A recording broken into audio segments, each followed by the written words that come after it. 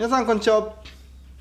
ワールドラバーマーケットのグッチーです。今回も卓球チームの方よろしくお願いします。本日のテーマはこちらです。ライジングドライブについてやっていこうと思います。今回はフォアドライブの方でやらさせてもらいます。で、ライジングドライブを知っている方どのぐらいいますでしょうか。聞いたことあるなっていう方からちょっとやったことあるよっていう人もいるんじゃないかなと思います。で、今回このライジングドライブ、やっぱり中国選手がライジングのドライブが非常に多いということで、その中国選手のライジングドライブを研究してみました。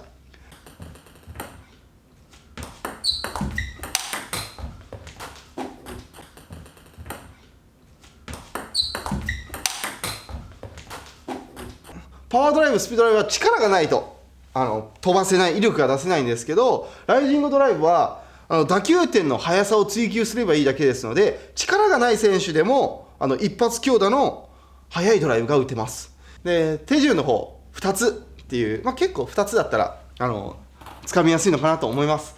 で、手順の1つ目はまずは1人でライジングを捉える練習をします。で、この時にポイントですね。まずこのライジングドライブの大事なのは、バウンド直後をどうやって捉えるかっていうのがすごく大事になります。なので対人で打つといきなり打球点速くするのは難しいですので、1人でまずはバウンド直後ライジングっていうのを意識してください。バウンド直後まず1人でやります。で、通常のドライブは引きつけて打つのでこういう感じです。バウンドして高いところですね。で、ライジングドライブはバウンド直後です。なのでバウンドした瞬間をすぐ捉えます。こういう感じです。っていうふうに今見ていただけると、やっぱライジングドライブのが打球点が速い。で、こうタタンタタンっていうこのボールの上がりっぱなを捉える。自分の方でバウンドしてすぐを捉えてあげるっていうことですね。で、この上がりっぱな、バウンド直後を捉えるっていうのと、これをやる上で大事なのは体の前で打球するっていうことです。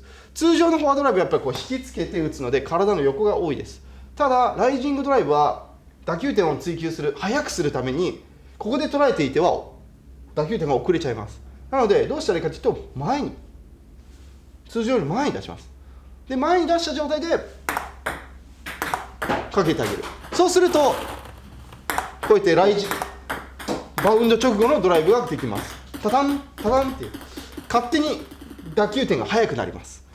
で、この時まだここまでですとネットにかかる方も多いと思います。ただでさえ打球しているポイントが通常のドライブよりも低いですよね。通常のドライブ高いです。ライジングドライブ低い位置です。なので低い位置から打つっていうことは、それに対してフラットで当たったりスピードで弾きにいってはネットにかかっちゃいます。これだと安定しません。なのでライジングドライブというこの威力があるというドライブを実は意識することは、スピードよりも回転っていうのを意識してください。回転重視です。ループドライブみたいに回転重視のギュッとかけたドライブをこうやって速い打点でやってあげるっていうことが大事です。こういう感じですね。スピードではなくて回転でこすってあげるという感覚ですね。こする。手順1で意識するのは、まずバウンド直後を必ず捉えるということ、そして体の前で打球するっていうこと、そして回転を強くしてこするのを意識するっていうこと、この3つですね。この3つを意識してください。で、今度は手順の2つ目に行きます。で、今軽く基本のバウンド直後が捉えれるという状態になりましたので、今度は手順には実際のプレー、対人でやりながらライジングドライブをやってください。で、この時のポイントですね。ライジングドライブはいきなりはできないので、おすすめのやり方としてはループドライブしてその後にライジングドライブをするっていうやり方が一番やりやすいのかなと思います。3球目のループドライブした後に相手が返ってきたボールをパワードライブぶち抜きじゃなくて打点の速いライジングドライブで抜いてあげるっていう練習がおすすめです。それをやってください。で、この時に先ほどの3つの意識大事だと思う。こちらに書いてあるんですが、3つの意識プラスあとこの時に必要とされるのは、振りはコンパクトを意識してください。こうバックスイングを取っちゃうと打球点が皆さんどうなると思いますか？こうバウンドした時にちょっと相手のボールが速かったらこう後ろで捉えちゃいます。これだとライジングドライブできなくてうわってミスしちゃいます。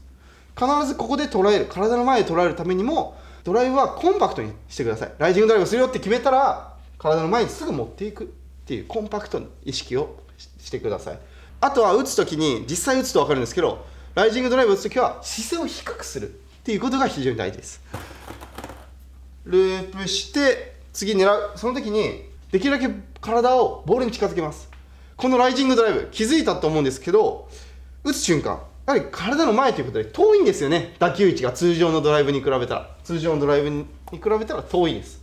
なのでそこで体と足が止まっていては手打ちになってしまいます。不安定なドライブになっちゃいます。なので体をそこまで近づけてあげるっていう動作を加えるとより安定する素晴らしい安定感のあって威力のあるライジングドライブが可能になります。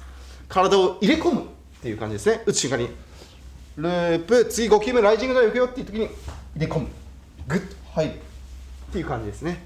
で強豪校の選手に対してパワーでは勝てないと思った時にこういう打点の速いドライブが非常に効きます。私もどちらかというとこっちです。パワードライブ打っているタイプの人にはやっぱ厳しいですので、そこで速い打点ですぐバック側にコースをつくドライブをする、ライジングのパワードライブをストレートに打つっていうのをよくやったりします。